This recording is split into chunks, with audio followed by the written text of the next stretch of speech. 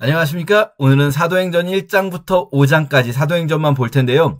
사도행전을 받는 사람이 누구인지 1장부터 나와요. 데오빌로요 라고. 이분 익숙하지 않으십니까? 초면이 아니실 거예요. 구면입니다. 데오빌로. 누구였습니까? 누가복음의 수신자가 사도행전의 수신자와 같은 분이죠. 그런데 여기 보시면은 내가 먼저 쓴 글, 이 내가가 누군지 몰라도 이 글을 쓰신 분인데, 이 글을 쓰신 분이 먼저 데오빌로에게 보낸 글에는 예수께서 행하시며 가르치시기를 시작하신부터 사도들에게 성령으로 명하시고 승천하신 날까지 이를 기록한 것을 먼저 데오빌로에게 보낸 게 있었대요. 그게 뭘까요? 그게 누가복음이겠죠. 그러니까 같은 분이 쓰신 거구나. 그러면 누가복음을 데오빌로가 받았단 말이에요. 그럼 데오빌로는 부유한 이방인 고위공직자인데 누가복음 보면서 굉장히 기분 나쁠 수도 있었겠죠. 왜냐면 누가복음에서는 부자를, 데오빌로를 저격하는 것 같은 그런 표현들이 너무 많지 않았습니까? 그런데 데오빌로는 그걸 읽고 돌이켰나 봐요. 우리가 좀 상상해 볼 수 있는 거는 누가복음에서는 크라티스테, 데오빌로 가카라고 부르는 그 호칭이 있었거든요. 그런데 크라티스테, 가카가 빠졌어요. 그래서 보시면 한글로 번역하시는 분들이 이거는 그냥 한글 번역자들인데 누가복음에서는 데오빌로 가카라고 크라티스테라는 단어가 있다 보니까 가카라는 호칭에 맞춰서 전체적으로 존댓말로 번역했어요. 그런데 사도행전은 이거 원문에 있다는 게 아니라 이 번역을 하시는 번역자분들이 한글로 번역할 때 한글에 존댓말 반말이 있잖아요. 사도행전은 반말로 번역했어요. 왜냐면은 데오빌로 이렇게 크라티스테가 없으니까, 가카라는 호칭이 없으니까.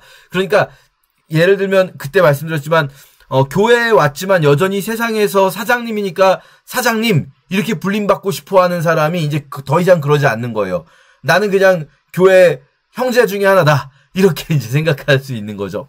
자, 어쨌든 누가복음과 같은 누가 저자이기 때문에, 누가가 쓴 글이기 때문에 이 누가복음의 특징이 사도행전에서도 거의 동일하게, 물론 누가복음에서 상대적으로 강조됐던 게 사도행전에서는 덜 강조되거나 덜 강조됐던 게 강조되는 부분이 있을 수는 있습니다. 자, 누가복음에서 강조됐던 특징, 누가복음의 특징 뭐였습니까? 제일 큰 거 3가지.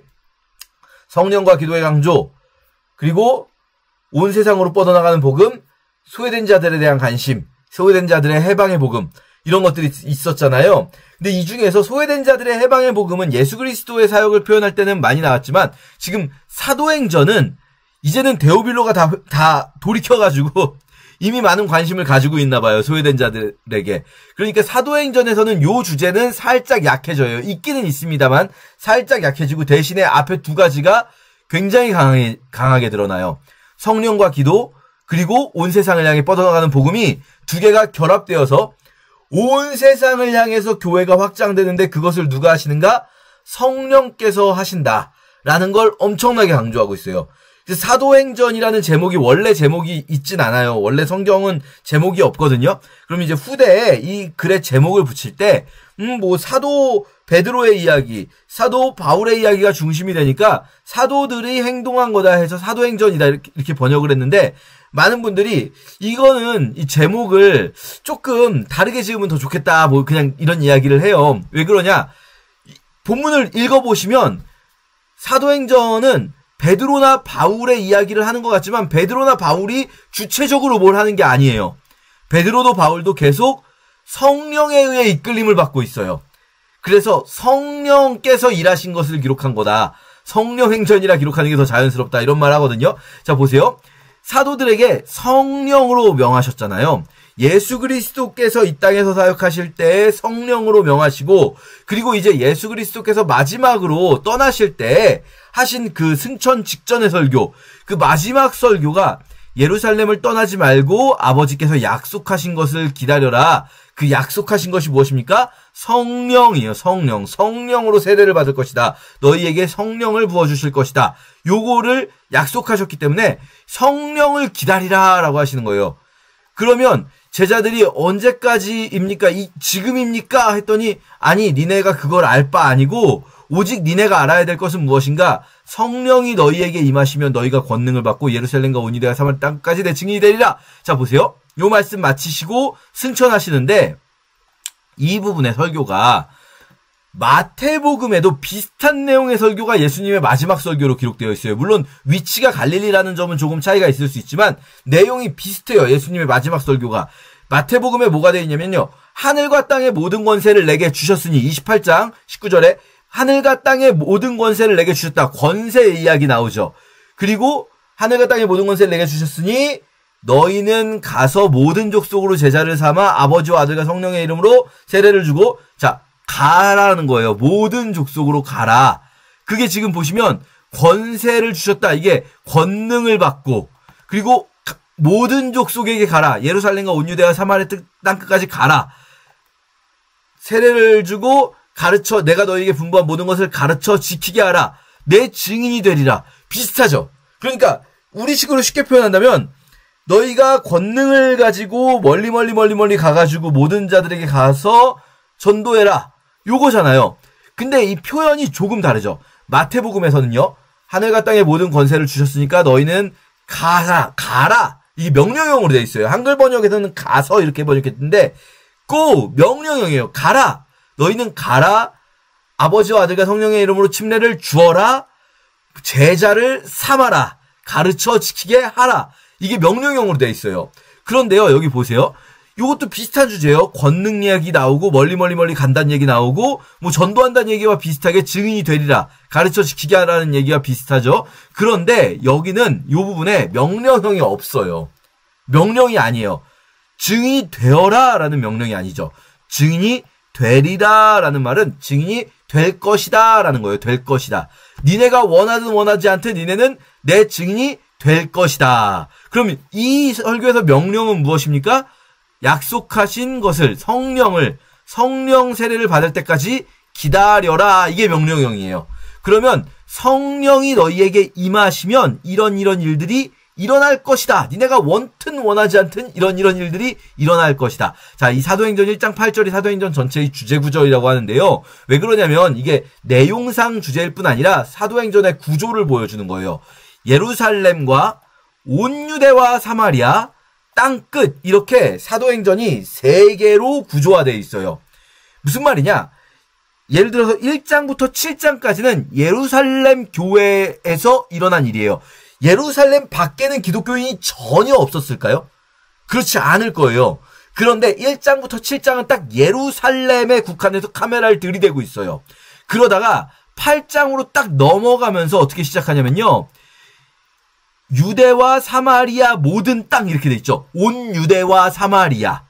온 유대와 사마리아로 8장부터 쭉 온 유대와 사마리아의 이야기가 11장까지 가요.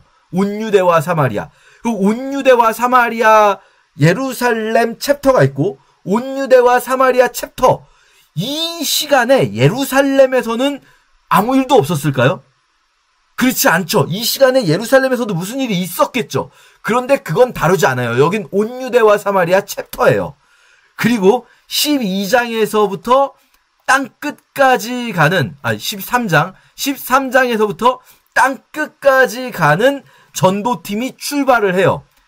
그런데 이게 지금 보시면은 예루살렘 교회가 1장부터 7장, 온 유대와 사마리아가 8장부터 12장, 13장부터 마지막 28장까지 그 땅 끝까지 가는 전도팀 이렇게 딱 구분돼 있어요. 그러니까 13장 이후에는요. 예루살렘 교회 이야기나 유대와 사마리아 교회 이야기는 거의 등장하지 않아요. 부수적으로 이렇게 바울이 갈 때 한 번씩 등장하긴 하지만 거의 등장하지 않아요. 무슨 말입니까? 이 1장 8절의 주제 구절대로 챕터를 나누고 있는데 복음이 예루살렘에서 유대와 사마리아로 여기 유대와 사마리아라는 말은 우리식으로 치면 경기도와 충청도 이렇게 예루살렘이라는 한 도시에서 이스라엘 전체 나라로 그리고 이스라엘 나라에서 열방 다른 나라들로 이렇게 확장되는데 요게 단계를 넘어갈 때 챕터가 넘어갈 때 예루살렘 교회에서 온 유대와 사마리아를 넘어가는 장이 7장이죠. 7장에서 8장 넘어가는 사이 그리고 온 유대와 사마리아에서 그리고 열방으로 땅끝으로 넘어가는 게 12장이죠. 7장과 12장에 유사한 사건이 있어요. 그게 뭐냐면 7장에서 7집사 중에 스데반 집사가 순교하고요. 12장에서 12사도 중에 야고보 사도가 순교해요. 순교자들을 둘을 배치하고 있어요. 7장과 12장 이렇게 딱 챕터가 넘어가는데 이거를 여러분이 아니 순교를 여러 명이 순교했으니까 그게 우연히 7장 후 12장에 들어있을 수도 있죠 라고 생각하면 오산이에요. 왜냐? 사도행전의 순교 사화는 이거 2개밖에 없어요. 순교자 이야기는 딱 2개 들어있어요. 7장과 12장에. 이 7집사 중 스데반의 순교, 12제자 중 야고보의 순교. 그러면서 이게 어떤 역할을 하는가? 예루살렘 교회에서 유대와 사마리아 교회로 넘어가게 되는 게 제자들이 야 이제 우리가 예루살렘 전도 다 했으니까 우리가 유대와 사마리아로 가자라고 해서 가는 게 아니에요. 왜 유대와 사마리아로 복음이 퍼져나가게 되는가? 스데반의 순교 이후에 큰 박해가 있어서 도망가게 된 거예요. 도망가게 스데반의 순교 이후에. 그러니까 이 도망가게 되면서 온 유대와 사마리아로 복음이 전달되고요. 마찬가지로 12장에서 야고보의 순교 이후에 제자들이 다 뿔뿔이 흩어지게 되면서 이스라엘 지역을 떠나면서 이게 왜 여긴 예루살렘만 떠나고 여긴 이스라엘 떠나냐? 스데반의 순교는요. 국가 정부에서 스데반을 죽인 게 아니라 대제사장 일당들이 바리새파 일당들이 유대교 종교 지도자들이 스데반을 죽인 거예요. 예루살렘 도시를 벗어나면 일단 안전할 수가 있어요. 하지만 12장에서 야고보의 순교는 우리 그때 가서 좀 더 자세히 다룰게요. 헤롯이 죽인 거예요. 헤롯이. 그러니까 이 국가적인 박해예요. 그래서 이스라엘 안에 머물기가 어려워진 거죠. 제자들이. 근데 이게 무슨 말씀을 드리려고 하는 거냐면요. 복음이 이 챕터 넘어갈 때마다 제자들이 계획한 게 아니라 이 과정이 일어날 수밖에 없는 상황이 펼쳐졌다는 거예요. 그럼 이 일어날 수밖에 없는 상황은 누가 이끄신 겁니까? 성령께서 하신 거다. 사도행전은 성령께서 일하신다는 것을 계속 보여주기 위해서 이런 구조를 택하고 있다는 거예요. 교회가 확장되어 간 거는 제자들이 막 하려고 계획 세워서 아니다. 성령께서 일하신 거다. 그리고 사도행전을 보다 보면 수동태가 굉장히 많아요. 이걸 좀 어려운 말로 신적 수동태라고 하는데 원래 이제 영어로 수동태 그러면은 BPP 플러스 by 한 다음에 이제 누가 했다 이걸 넣어야 되잖아요. 근데 그 by 누구누구가 없이 그냥 누가 했는지 모르는데 수동태로만 쓰여요. 예를 들면 제가 지금 마우스를 움직이는데 마우스는 저에 의해서 움직여지고 있는 거죠. 근데 이 마우스를 그냥 마우스가 움직여졌다 이렇게 표현하는 거예요. 마우스가 움직여졌다. 누구에 의해서인지는 안 나오고. 요거 왜 그런 식으로 표현하냐? 실제로 뭐 예를 들면은 뭐 빌립이 아소도에 나타났다. 아소도에 나타나졌다. 이렇게 수동태로 표현하면 하나님이 혹은 성령께서 그렇게 하셨다라는 것을 보여주는 이런 일종의 문법적 장치를 가지고 있는 거죠. 그래서 이 사도행전은 복음이 온 세상으로 퍼져나간다. 온 세상을 위한 복음이다라는 누가복음의 강조점과 또 그 과정에서 성령께서 하시는 일이다라는 또 누가복음의 강조점 이 두 가지를 가장 강력하게 묶으면 사도행전이 나온다라고 할 수가 있는 거죠. 자, 그런 마음으로 우리가 그런 생각으로 사도행전을 쭉 읽으시면요. 이제 1장부터 성령을 기다리라. 성령이 임하시면 이런 일이 있으실 거다라고 말씀하신 후에 올라가셨어요. 그래서 이제 이들이 기도하기 시작합니다. 이들이 뭐 합니까? 제자들이 기도하기 시작해요. 그들이 유하는 다락방, 여기가 마가의 다락방이다 했었죠. 이 마가 다락방에 올라가서 이들이 기도하는 거예요. 오로지 기도에 힘쓰더라. 성령과 기도의 강조. 그렇게 기도하다 보니 베드로가 하나님께서 주시는 마음으로 한 명을 더 뽑아야겠다. 가룟 유다의 빈자리를 채워야겠다 해가지고 제비를 뽑아요. 이 제비를 뽑는 사건에서 여러분 우리가 좀 기억할 게 있는데 첫째, 이들이 뽑는 사람이 누구냐면요. 예수님께서 요한의 세례 시점, 예수님께서 요한에게 세례 받으신 시점부터 승천하신 날까지 항상 함께 다니던 사람 중에 하나를 세워야 돼요. 왜요? 그가 뭘 증언합니까? 예수께서 부활하심을 증언한다. 사도행전 보시면서 유심히 보시면 제자들은요. 다른 걸 전하는 게 아니에요. 예수께서 부활하셨다는 일을 증언하는 거예요. 그들이 본 게 부활이기 때문에. 그런데 부활이 왜 중요하냐? 우리 이건 몇 번 다뤘죠? 구약에서 특히 이사야서 같은 본문들에서 메시아의 가장 중요한 조건, 이분이 메시아다라고 할 만한 가장 완벽한 증거가 부활이거든요. 메시아가 부활하셔야 되는 거예요. 근데 예수 그리스도께서 부활하셨다는 걸 우리가 봤다. 그러니까 예수가 그리스도다. 이게 사도행전에서 제자들이 전한 복음인 거예요. 자, 그렇게 해서 그들이 두 사람, 이 조건에 맞는 사람이 두 사람이다. 그래서 이들 사이에서 제비를 뽑았다. 여러분, 이 제비를 쭉 뽑았다는 내용에서 이들은 성령께서 뽑아주시기를 기대하면서 제비를 뽑았겠죠.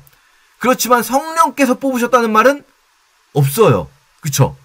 모르는 거예요. 하지만 그냥 믿기로 한 거예요. 이들의 균형 감각을 좀 생각해 보면요. 그럼 아무나 제비로 막 뽑으면 됩니까? 예를 들어서 청년부 같은 데서 청년부 회장 뽑을 때 제비 뽑자 그러면서 청년부, 작은 교회 청년부 뭐 10몇 명 있다 할 때 10몇 명 다 제비 뽑아서 회장을 뽑고 이런 걸 우리는 상상할 수 있잖아요. 그게 아니에요. 이들이 2명을 택했어요. 2명. 그러니까 이 두 사람은 사실상 둘 중에 누가 돼도 둘 다 훌륭한 분들이었을 거예요. 그렇게 자기들이 할 수 있는 최선을 다해요. 하지만 자기들이 끝까지 하지 않는 거예요.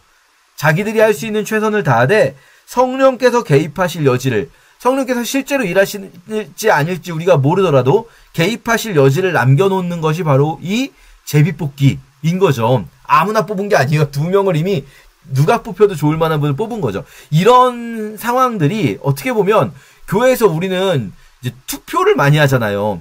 근데 사실 뭐 이렇게 장로님들 세우고 이럴 때 교회에서, 특히 장로교회에서 투표하는데 이 투표가요 좋은 걸까 좀 생각해 볼 필요가 있어요. 왜냐면 투표하면 떨어진 사람은 원래 하기 싫었던 일도 괜히 투표해서 지면 기분 나빠지고 그런 게 있습니다. 그리고 내가 지지하지 않았던 사람이 장로님이 되면은 이제 보통 이제 장로님 세울 때, 장로 임직 때 투표를 많이 해요, 장로교에서는.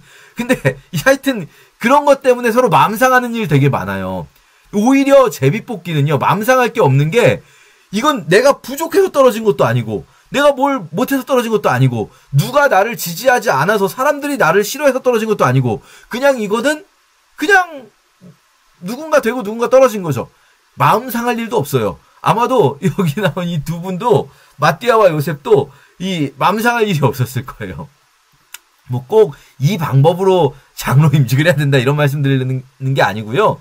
우리가 이들의 이런 균형 감각, 본인들이 할 역할 하되 그러나 성령께서 개입하실 여지를 남겨놓는 이런 부분들을 우리가 좀 배울 필요가 있다라는 생각을 해보게 됩니다. 자, 그런가 하면 2장에서 이제 오순절날이 이미 이름에 그들이 한 곳에 모였다. 여기서 조금 생각해 볼 만한 거는 이 오순절 성령 강림 사건을 보통은 마가다락방에서 일어난 일이라고 생각을 하세요. 그렇게 많이들 보는데 저는 조금 저뿐 아니라 이 많은 분들이 또 그건 아닌 것 같다. 왜냐면 여기 다락이라고 표현되어 있지 않죠. 그냥 한 곳에 모였다. 앞에서는 그들이 머물던 다락이라고 나왔잖아요. 그런데 여기는 한 곳이라고 나오는데 다락방이라고 하면 이상한 게 이들이 성령을 받아서 방언을 하기 시작합니다. 그때 사람들이 모여서 제자들과 대화를 하다가 제자들에게 막 뭘 얘기를 하니까 그걸 듣고 베드로가 서서 소리를 높여서 말하죠. 유대인들과 예루살렘에 사는 모든 사람들에게 막 말을 해요. 다락방에서는 이게 안 되지 않겠습니까? 다락방 이상하잖아요. 다락방에서 기도하는데 사람들이 막 수근수근 되면은 뭐 창문으로 들렸다 치죠. 창문으로. 그런데 그걸 또 그들이 수근수근 하는 소리를 듣고 베드로가 갑자기 그들에게 말하면서 유대인들과 예루살렘에 사는 모든 사람들아 이렇게 말하는 거 이상하죠. 이거는 공개된 공간. 제자들이 마가다락방에서 모이기도 했다면 또 한 군데 모인 곳이 어디라고 나오냐면 우리 요한복음에서 예수님이 수전절에 솔로몬 행각을 거니시면서 설교하신 것 기억나죠? 사도행전에도 솔로몬 행각에서 제자들이 또 모입니다. 솔로몬 행각이라는 곳이 이 헤롯이 성전을 증축한 거거든요. 헤롯이 증축한 성전이지만 그렇기 때문에 예수님께서는 이 성전을 성전으로 인정을 안 하시죠. 그리고 경건한 유대인들도 이 성전을 성전으로 인정하기 싫어해요. 그런데 유일하게 솔로몬 때부터 그 자리가 그대로 있는 곳이 있어요. 그게 솔로몬 행각이에요. 왜 그 자리가 그대로 있는가? 거기가 예루살렘이 이제 산 위에 있는 도시인데 이 산 위쪽에 이 경사면 끝부분에 예루살렘 성벽이 세워지고 그 성벽 라인을 따라서 성벽이 겹쳐 있거든요. 이 부분은 확장할 수가 없죠. 뒤에 경사면 아래니까. 여기가 솔로몬 행각이에요. 솔로몬 시대 때부터 헤롯 시대까지 위치가 변하지 않은 곳. 아마도 거기서 일어난 게 아닐까 하는 생각을 해요. 이들이 성령을 받을 때 이 성령 받음에 대한 가장 가시적인 증거로서 이 방언 기도를 시작하여. 이 방언 기도가 근데 뭘까? 많은 분들이 방언이라는 것이 우리 말로는 그냥 원래 사투리라는 뜻이잖아요. 그런데 여기서 이 방언은 외국어를 말한 거다라고 생각을 하세요. 그래서 성령 받으면 갑자기 외국어를 못하던 외국어를 하게 된다. 이렇게 해석하시는 분들도 실제로 있어요. 그래서 외국어 방언이 있고 여기 사도행전은 외국어 방언. 왜냐하면은 이들이 방언하는 거를 듣고 외국에서 온 사람들이 아니 저 사람들이 우리나라 말을 한다. 우리 각 사람이 난 거 방언으로 듣게 되는 게 어찌 된 일이냐. 우리가 이렇게 다양한 곳에서 왔는데 라고 말을 하니까 사도행전 2장 방언은 외국어 방언이고 우리가 고린도전서에서 방언이라는 걸 또 볼 거예요. 하늘의 언어죠. 말하자면은 오직 영으로 하는 언어, 사람이 알아들을 수 없는 언어. 그래서 고린도전서에서는 믿지 않는 자들이 있는 곳에서 방언으로 기도하지 말아라. 모임에서 너희 모임에서 방언으로 기도하지 말아라. 믿지 않는 자들이 있는데 그걸 보면 미쳤다고 하지 않겠냐라고까지 바울이 말하거든요. 미친 사람처럼 보일 정도의 언어. 그 방언, 이 영의 언어인 방언과 외국어인 방언이 다른 거다. 이 사도행전과 고린도전서가 다른 걸 이야기하고 있다라고 보시는 분들도 있는데 저는 사실은 그렇게 생각하지 않아요.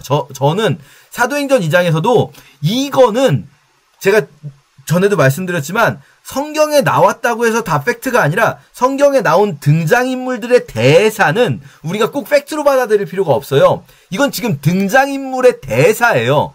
지나가는 사람들이 말하는 거예요. 와, 우리가 온 곳에서의 방언으로 듣는다. 그런데 이렇게만 말하는가 사람들이? 아니죠. 또 뭐라고 말하는 사람이 있습니까? 어떤 이들은 조롱하여 이르되 그들이 술 취했다라고 말한단 말이에요. 이들이 정말 명확하게 외국어를 말했다면 그러면은 술 취했다라는 조롱은 이상하게 느껴질 수 있어요.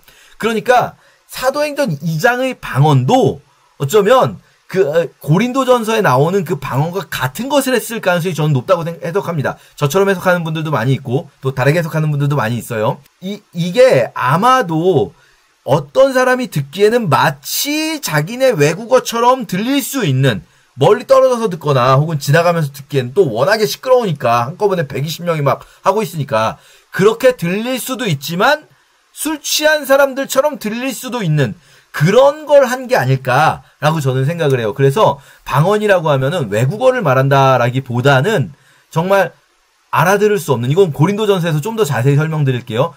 인간이 알아들을 수 없지만 영으로 하는 기도를 방언으로 이렇게 하는 것이 아닌가. 이게 더 자연스러운 해석이 될 것 같고, 예, 그렇게 이제 기도를 지금 우리도 하고 있는 분들이 많이 있죠.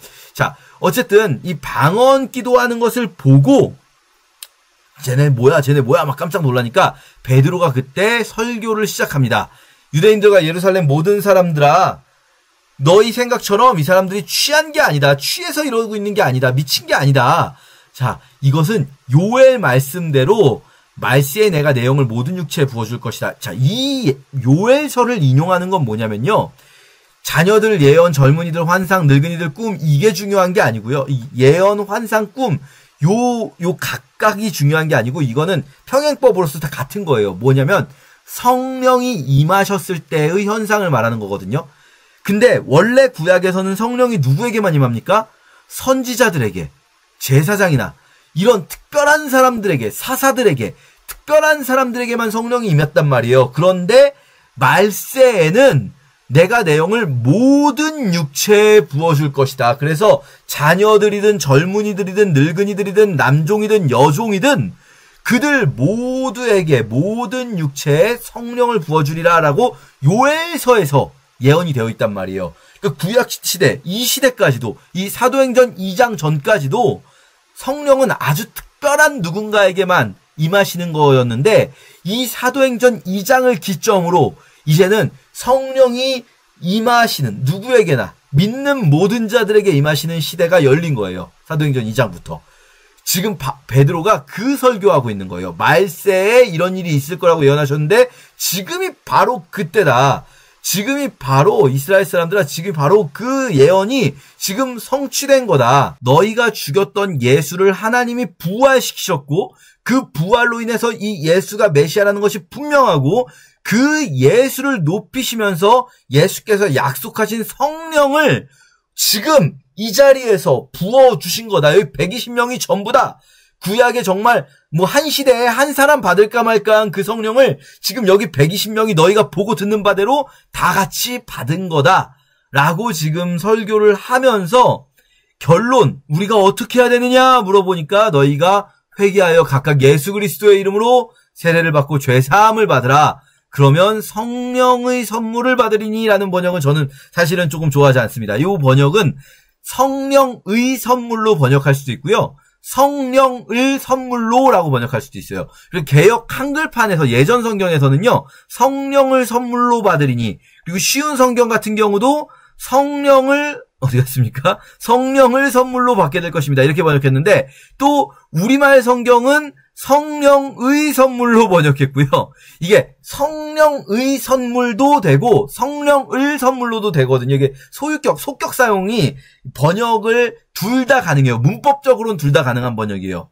그런데 문법적으로는 둘 다 가능하지만 맥락을 보시면 지금 베드로가 어떤 설교하고 있습니까?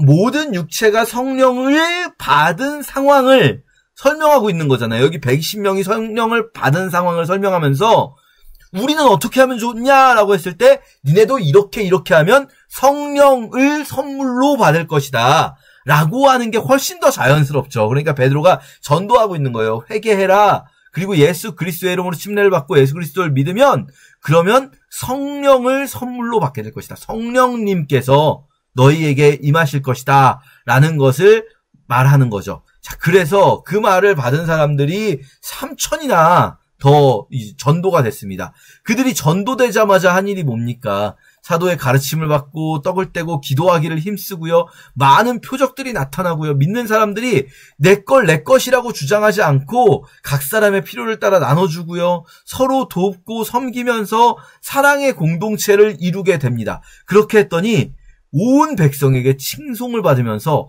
날마다 구원받는 사람이 더해졌다라는 거예요. 싫어하는 사람들이 있죠. 당연히 미워하는 사람들이 있죠. 교회는 이제부터 박해가 시작될 거예요. 교회가 사도행전 2장에 시작됐는데 사도행전 3장부터 교회의 어려움들, 공격들이 시작돼요. 하지만 그럼에도 불구하고 교회 공동체는 끊임없이 이 힘을 유지하고 있었다는 거죠. 자, 3장부터 이제 베드로와 요한이 성전 미문에서 구걸하는 사람을 고쳐주면서 공격을 받는 지금 3장, 4장, 5장은 계속 교회의 위험이에요. 교회가 위험을 당하는 거죠. 사단이 교회를 무너뜨리려고 할 때 베드로와 요한을 잡아다가 재판하면서 겁박하는 일들. 4장에서도 그 사건이 쭉 이어지고 있죠. 그리고 이 4장 마지막 부분에서 결국은 그렇게 겁박을 하는 첫 번째 위협, 겁박하는 그 상황 속에서도 베드로와 요한이 담대하게 이 복음을 우리는 당연히 복음을 전해야지 라고 하면서 계속해서 전도를 하는데 이들이 어떻게 할 수가 없다 라고 하는 상황들, 이들이 미워하더라도 당장 어떻게 할 수 없는 상황이 있다라는 것. 그래서 점점 더 믿는 무리가 이 2장에서 나왔었던 그 일을 계속하고 있다. 그리고 이들이 계속 이 예수를 믿으면서 어떤 일이 벌어지는가? 그 중에 가난한 사람이 없었다는 거예요. 가난한 사람이 실제로 없을 수가 없잖아요. 근데 왜 가난한 사람이 없습니까? 가난한 자들에게 나눠줬다는 거예요, 서로. 밭과 집이 있는 자가 팔아서 급한 것의 값을 가져왔대요. 여기서 여러분, 원시 공산사회처럼 사유재산이 없는 공산주의를 이야기하는 게 아니고요. 여기 밭과 집이라고 번역해놨지만 이걸 영어 성경으로 보시면은 밭들과 집들이라고 돼요. 그래서 lands and houses 이렇게 돼 있잖아요. 예, 아주 콩글리시로 발음하면 밭들과 집들, 이게 무슨 말일까요? 원래 구약에서는요, 각각 자기 밭이 있고 자기 집이 있게 돼 있어요.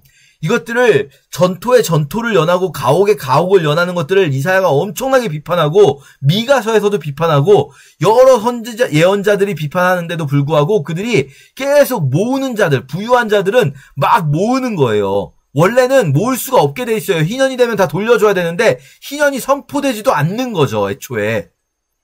그러면서 그들 중에 예수를 믿기 전에는 어떤 사람들은 막 밭들과 집들이 막 많은 사람들이 있었던 거예요. 근데 이들이 자기가 살고 있는 밭과 집을 팔았다는 게 아니라 그렇게 추가적으로 있는 것들, 이 부유한 사람들 중에 그렇게 이렇게 사도들에게 가지고 와서 나눠준 사람들이 있었다는 거예요. 근데 이게 강제사항이 아닙니다. 강제사항이 아니라는 거 좀 이따 다시 볼 거예요. 그냥 자기 마음의 감동으로 했다는 거예요. 특별히 그런데 어떤 사람이 있었냐면 구브로 키프로스라는 섬이 있습니다. 튀르키 아래쪽에. 이 키프로스에서 난 레위인인데 이 레위인 요셉이 이 사람이 밭이 있어서 그거를 전부 전액을 팔아서 이 사람은 밭이 여기는요 복수형이 아니에요. 한 밭이 있어요. 근데 그걸 팔아서 전 재산이잖아요. 이 사람에게 하나 있는 거니까. 근데 그걸 사도들에게 두어서 가난한 사람들 돕게 했어요. 그러니까 이 사람에게 별명이 붙어요. 위로의 아들이라고 하는 바나바라는 별명이 붙어요. 자, 이 사람은 왜 그걸 팔았을까요? 우리가 잘 모르지만 레위인이기 때문이 아닐까 싶어요. 원래 레위인은 밭을 가지면 안 돼요. 집을 팔았다는 얘기는 없죠. 레위인도 집은 받아요. 하지만 레위인 밭을 받으면 밭을 소유하지 않아요. 레위인은 그러니까 그 텃밭이야 있겠지만 이 농경지를 소유하지 않아요. 레위인은 농사지어서 먹고 사는 게 아니라 이 성전을 섬기는 일로 이 11조를 먹고 살게 되는 거거든요. 그런데 이 사람이 예수를 믿고 나니까 자기가 이렇게 어떤 사람들은 밭과 집이 많았던 사람들, 또 이 사람은 레위인인데 레위인답지 못하게 했던 일들, 이런 것들을 돌이키려 했다. 근데 어쨌든 만약에 여러분 생각해 보세요. 전 재산을 바친 사람이 여럿 있었으면 이 사람이 특별히 기록됐겠습니까? 그리고 이 사람에게 특별히 이런 별명이 붙었겠습니까? 이 사람이 한 일이 좀 특별하다는 거죠. 여기에 반대되는 게 5장에 바로 나오는 아나니아와 삽비라 이야기예요. 아나니아도 소유를 팔았어요. 그리고 값에서 얼마를 감추고는 전 재산이다라고 거짓말했어요.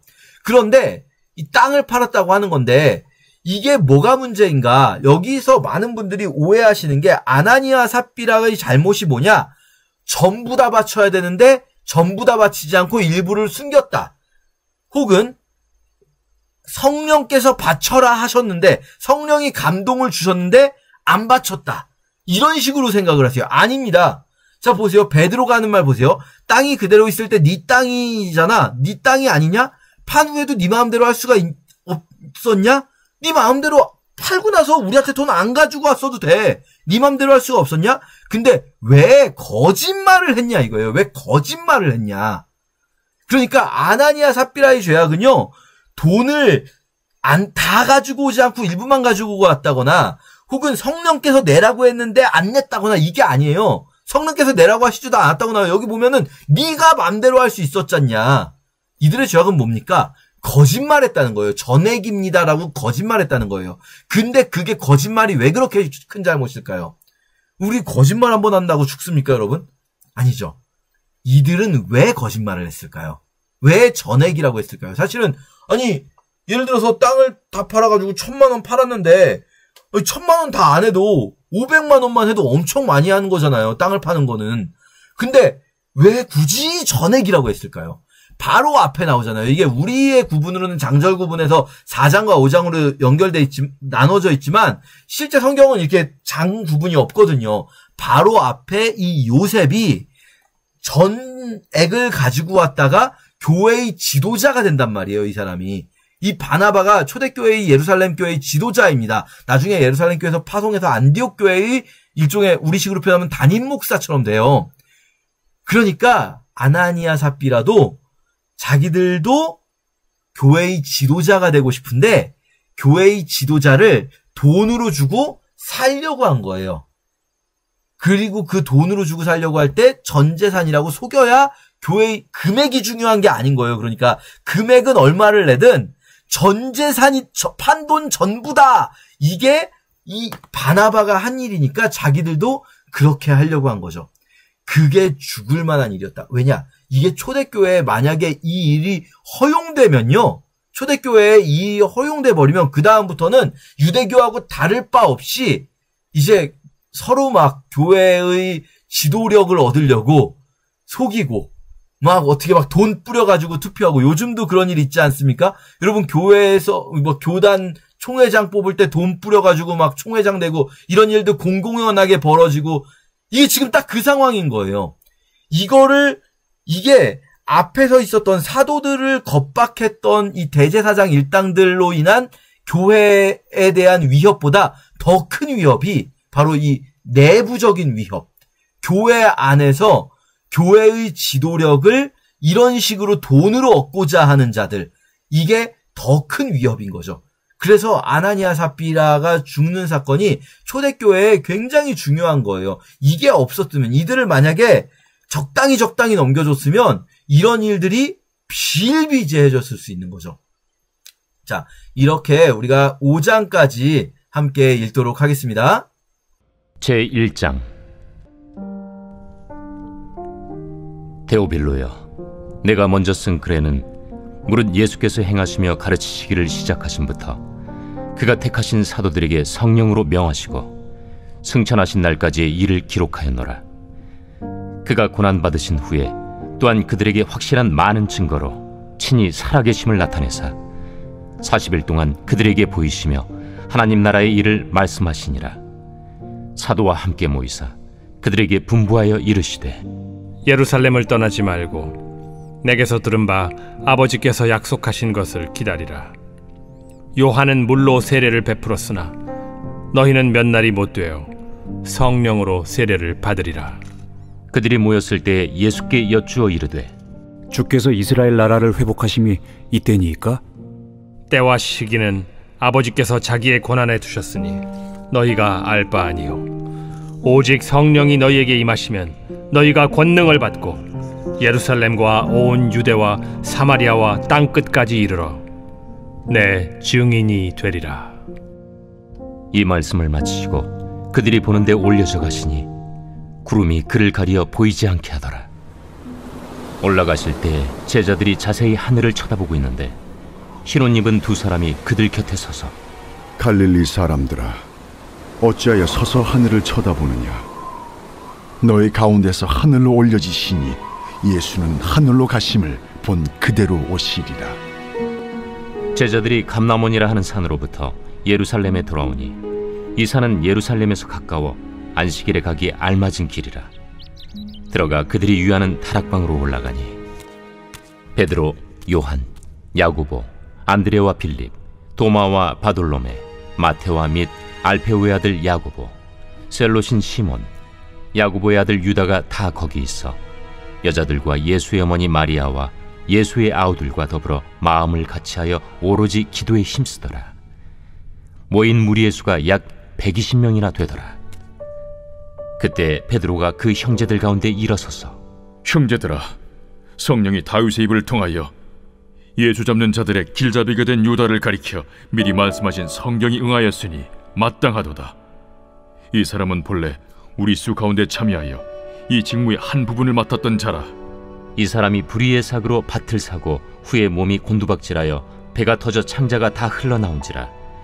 이 일이 예루살렘에 사는 모든 사람에게 알려져 그들의 말로는 그 밭을 아겔다마라 하니 이는 피밭이라는 뜻이라. 시편에 기록하였으되 그의 거처를 황폐하게 하시며 거기 거하는 자가 없게 하소서. 그의 직분을 타인이 취하게 하소서. 이러함으로 요한의 세례로부터 우리 가운데서 올려져 가신 날까지 주 예수께서 우리 가운데 출입하실 때에 항상 우리와 함께 다니던 사람 중에 하나를 세워 우리와 더불어 예수께서 부활하심을 증언할 사람이 되게 하여야 하리라. 그들이 두 사람을 내세우니 하나는 바사바라고도 하고 별명은 유스도라고도 하는 요셉이요 하나는 마띠아라. 그들이 기도하여 이르되 무사람의 마음을 아시는 주여, 이 두 사람 중에 누가 주님께 택하신 바 되어 봉사와 및 사도의 직무를 대신할 자인지를 보이시옵소서. 유다는 이 직무를 버리고 제 곳으로 갔나이다.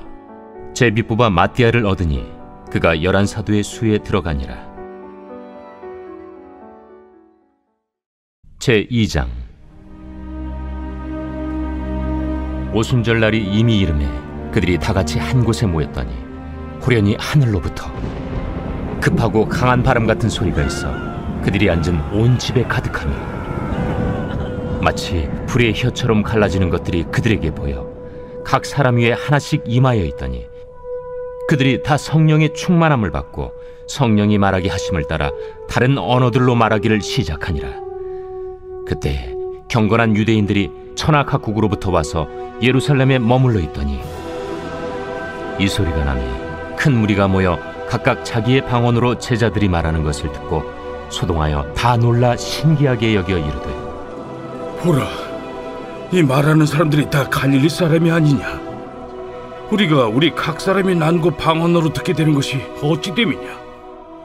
우리는 바데인과 메데인과 엘람인과 또 메소보다미아, 유대와 갑바도기아, 본도와 아시아, 부르기아와 밤빌리아, 애국과 및 구레네에 가까운 리비아 여러 지방에 사는 사람들과 로마로부터 온 나그네, 곧 유대인과 유대교에 들어온 사람들과 그레데인과 아라비아인들이라. 우리가 다 우리의 각 언어로 하나님의 큰일을 말함을 듣는도다. 다 놀라며 당황하여 서로 이르되, 이 어린 일이냐? 또 어떤 이들은 조롱하여 이르되, 그들이 세술에 취하였다. 베드로가 11 사도와 함께 서서 소리를 높여 이르되, 유대인들과 예루살렘에 사는 모든 사람들아, 이 일을 너희로 알게 할 것이니 내 말에 귀를 기울이라.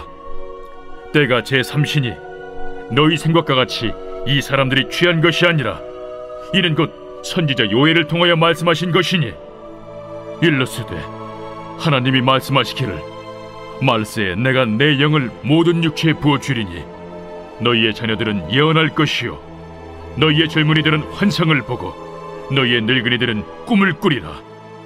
그때 내가 내 영을 내 남종과 여종들에게 부어주리니 그들이 예언할 것이요 또 내가 위로 하늘에서는 기사를 아래로 땅에서는 징조를 베풀리니 곧 피와 불과 연기로다. 주의 크고 영화로운 날이 이르기 전에 해가 변하여 어두워지고 달이 변하여 피가 되리라. 누구든지 주의 이름을 부르는 자는 구원을 받으리라 하였느니라.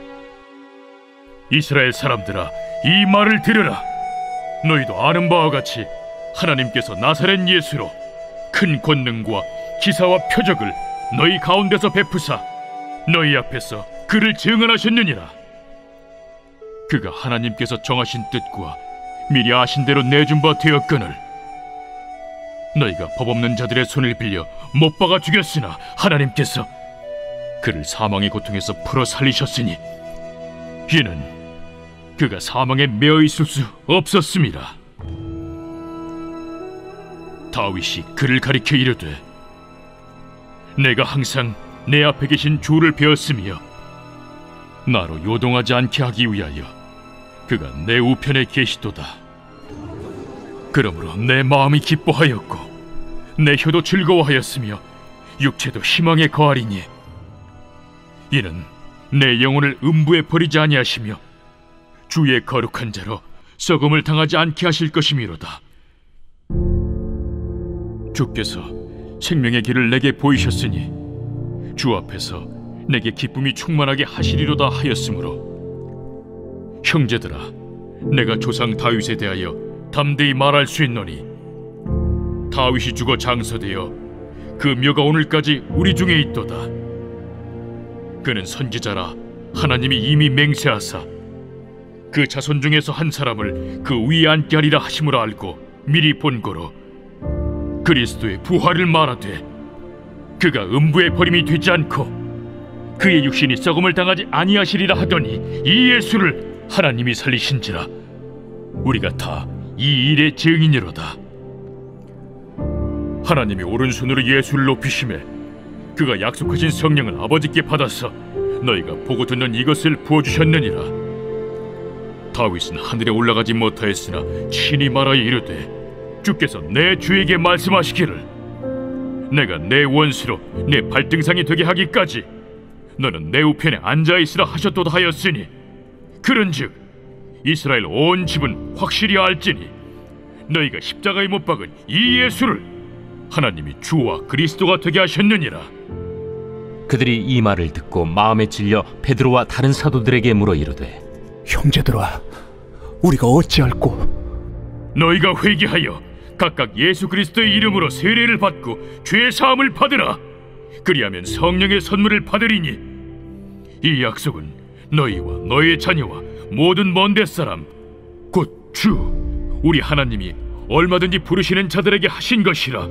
또 여러 말로 확증하며 권하여 너희가 이 패역한 세대에서 구원을 받으라. 그 말을 받은 사람들은 세례를 받음에 이날에 신도의 수가 3,000이라 더하더라. 그들이 사도의 가르침을 받아 서로 교제하고 떡을 떼며 오로지 기도하기를 힘쓰니라. 사람마다 두려워하는데 사도들로 말미암아 기사와 표적이 많이 나타나니 믿는 사람이 다 함께 있어 모든 물건을 서로 통용하고 또 재산과 소유를 팔아 각 사람의 필요를 따라 나눠주며 날마다 마음을 같이하여 성전에 모이기를 힘쓰고 집에서 떡을 떼며 기쁨과 순전한 마음으로 음식을 먹고 하나님을 찬미하며 또 온 백성에게 칭송을 받으니 주께서 구원받는 사람을 날마다 더하게 하시니라. 제3장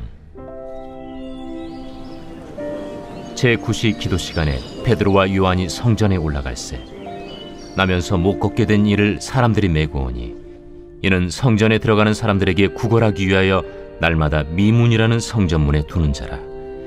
그가 베드로와 요한이 성전에 들어가려 함을 보고 구걸하거늘 베드로가 요한과 더불어 주목하여 우리를 보라. 그가 그들에게서 무엇을 얻을까 하여 바라보거늘 은과 금은 내게 없거니와 내게 있는 이것을 내게 주노니 나사렛 예수 그리스도의 이름으로 일어나 걸으라. 오른손을 잡아 일으키니 팔과 발목이 곧 힘을 얻고 뛰어서서 걸으며 그들과 함께 성전으로 들어가면서 걷기도 하고 뛰기도 하며 하나님을 찬송하니 모든 백성이 그 걷는 것과 하나님을 찬송함을 보고 그가 본래 성전 미문에 앉아 구걸하던 사람인 줄 알고 그에게 일어난 일로 인하여 심히 놀랍게 여기며 놀라니라.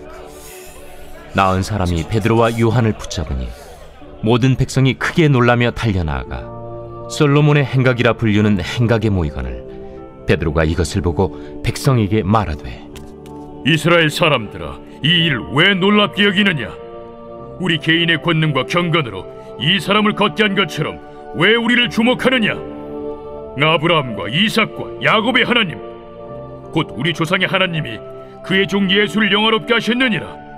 너희가 그를 넘겨주고 빌라도가 놓아주기로 결의한 것을 너희가 그 앞에서 거부하였으니 너희가 거룩하고 의로운 일을 거부하고 도리어 살인한 사람을 놓아주기를 구하여 생명의 주를 죽였도다. 그러나 하나님이 죽은 자 가운데서 그를 살리셨으니 우리가 이 일의 증인이라. 그 이름을 믿음으로 그 이름이 너희가 보고하는 이 사람을 성하게 하였나니 예수로 말미암아 난 믿음이 너희 모든 사람 앞에서 이같이 완전히 낫게 하였느니라. 형제들아, 너희가 알지 못하여서 그리하였으며 너희 관리들도 그리한 줄 아노라.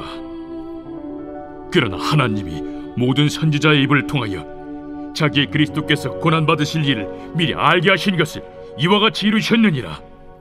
그러므로 너희가 회개하고 돌이켜 너희 죄 없이 함을 받으라. 이같이 하면 새롭게 되는 날이 주 앞으로부터 이를 것이요 또 주께서 너희를 위하여 예정하신 그리스도 곧 예수를 보내시리니 하나님이 영원 전부터 거룩한 선지자들의 입을 통하여 말씀하신 바 만물을 회복하실 때까지는 하늘이 마땅히 그를 받아두리라. 모세가 말하되 주 하나님이 너희를 위하여 너희 형제 가운데서 나 같은 선지자 하나를 세울 것이니 너희가 무엇이든지 그의 모든 말을 들을 것이라. 누구든지 그 선지자의 말을 듣지 아니하는 자는 백성 중에서 멸망받으리라 하였고 또한 사무엘 때부터 이어 말한 모든 선지자도 이 때를 가리켜 말하였느니라. 너희는 선지자들의 자손이요 또 하나님이 너희 조상과 더불어 세우신 언약의 자손이라. 아브라함에게 이르시기를 땅 위 모든 족속이 너희 씨로 말미암아 복을 받으리라 하셨으니 하나님이 그 종을 세워 복 주시려고 너희에게 먼저 보내사 너희로 하여금 돌이켜 각각 그 악함을 버리게 하셨느니라.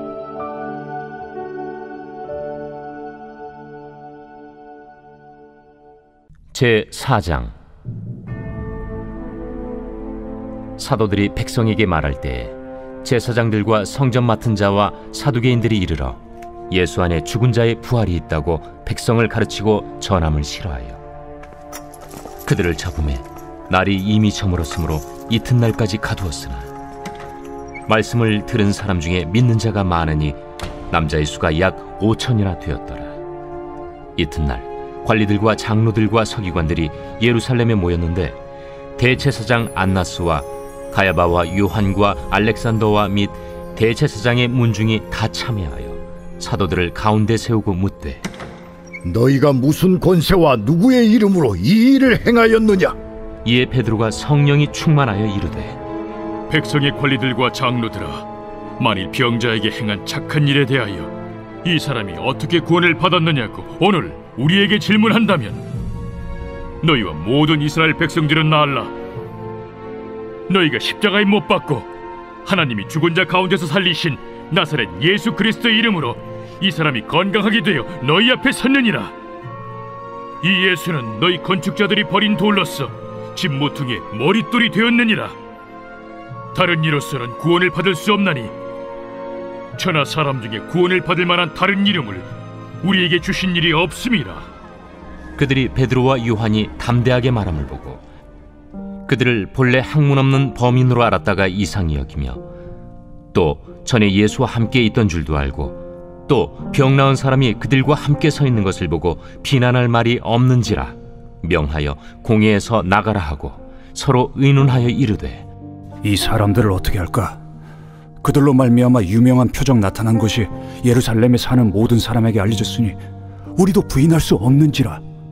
이것이 민간에 더 퍼지지 못하게 그들을 위협하여 이후에는 이 이름으로 아무에게도 말하지 말게 하자 하고 그들을 불러 경고하여 도무지 예수의 이름으로 말하지도 말고 가르치지도 말라 하니 베드로와 요한이 대답하여 이르되 하나님 앞에서 너희의 말을 듣는 것이 하나님의 말씀을 듣는 것보다 옳은가 판단하라.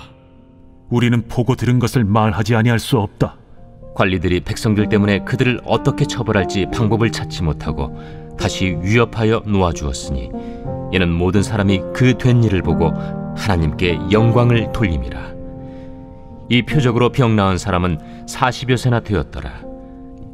사도들이 노임에 그 동료에게 가서 제사장들과 장로들의 말을 다 알리니 그들이 듣고 한마음으로 하나님께 소리를 높여 이르되 대주제여, 천지와 바다와 그 가운데 만물을 지은 이시여, 또 주의 종 우리 조상 다윗의 입을 통하여 성령으로 말씀하시기를 어찌하여 열방이 분노하며 족속들이 허사를 경영하였는고. 세상의 군왕들이 나서며 관리들이 함께 모여 주와 그의 그리스도를 대적하도다 하신 이로소이다. 과연 헤롯과 본디오 빌라도는 이방인과 이스라엘 백성과 합세하여 하나님께서 기름 부으신 거룩한 종 예수를 거슬러 하나님의 권능과 뜻대로 이루려고 예정하신 그것을 행하려고 이 성에 모였나이다. 주여, 이제도 그들의 위협함을 굽어보시옵고 또 종들로 하여금 담대히 하나님의 말씀을 전하게 하여 주시오며 손을 내밀어 병을 낫게 하시옵고 표적과 기사가 거룩한 종 예수의 이름으로 이루어지게 하옵소서. 빌기를 다음에 모인 곳이 진동하더니 무리가 다 성령이 충만하여 담대히 하나님의 말씀을 전하니라. 믿는 무리가 한 마음과 한 뜻이 되어 모든 물건을 서로 통용하고 자기 재물을 조금이라도 자기 것이라 하는 이가 하나도 없더라. 사도들이 큰 권능으로 주 예수의 부활을 증언하니 무리가 큰 은혜를 받아 그 중에 가난한 사람이 없으니 이는 밭과 집 있는 자는 팔아 그 판 것의 값을 가져다가 사도들의 발 앞에 두매 그들이 각 사람의 필요를 따라 나누어 줍니다. 구브로에서 난 레위족 사람이 있으니 이름은 요셉이라. 사도들이 일컬어 바나바라 하니 번역하면 위로의 아들이라. 그가 밭이 있음에 팔아 그 값을 가지고 사도들의 발 앞에 두니라. 제5장. 아나니아라 하는 사람이 그의 아내 삽비라와 더불어 소유를 팔아 그 값에서 얼마를 감춤해 그 아내도 알더라. 얼마만 가져다가 사도들의 발 앞에 두니 베드로가 이르되, 아나니아야, 어찌하여 사탄이 내 마음에 가득하여 내가 성령을 속이고 땅값 얼마를 감추었느냐? 땅이 그대로 있을 때에는 내 땅이 아니며 판회도 내 마음대로 할 수가 없더냐? 어찌하여 이 일을 내 마음에 두었느냐? 사람에게 거짓말한 것이 아니요 하나님께로다. 아나니아가 이 말을 듣고 엎드려져 혼이 떠나니 이 일을 듣는 사람이 다 크게 두려워하더라. 젊은 사람들이 일어나 시신을 싸서 메고 나가 장사하니라. 3시간쯤 지나 그의 아내가 그 일어난 일을 알지 못하고 들어오니 베드로가 이르되, 그 땅 판 값이 이것뿐이냐? 내게 말하라. 예, 이것뿐이라. 너희가 어찌 함께 꾀하여 주의 영을 시험하려 하느냐?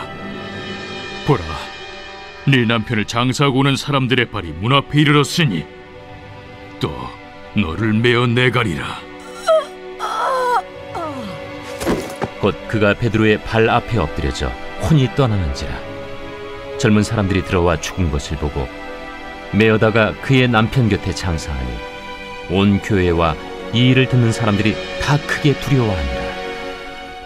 사도들의 손을 통하여 민간의 표적과 기사가 많이 일어나매 믿는 사람이 다 마음을 같이하여 솔로몬 행각에 모이고 그 나머지는 감히 그들과 상종하는 사람이 없으나 백성이 칭송하더라. 믿고 주께로 나아오는 자가 더 많으니 남녀의 큰 무리더라.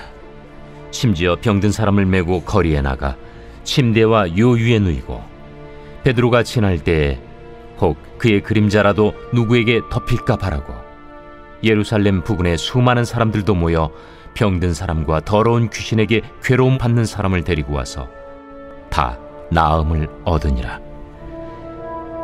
대제사장과 그와 함께 있는 사람 즉 사두개인의 당파가 다 마음에 시기가 가득하여 일어나서 사도들을 잡아다가 옥에 가두었더니 주의 사자가 밤에 옥문을 열고 끌어내어 이르되, 가서 성전에 서서 이 생명의 말씀을 다 백성에게 말하라. 그들이 듣고 새벽에 성전에 들어가서 가르치더니 대제사장과 그와 함께 있는 사람들이 와서 공회와 이스라엘 족속의 원로들을 다 모으고 사람을 옥에 보내어 사도들을 잡아오라니 부하들이 가서 옥에서 사도들을 보지 못하고 돌아와 우리가 보니 옥은 든든하게 잠기고 지키는 사람들이 문에 서 있으되 문을 열고 본즉 그 안에는 한 사람도 없더이다.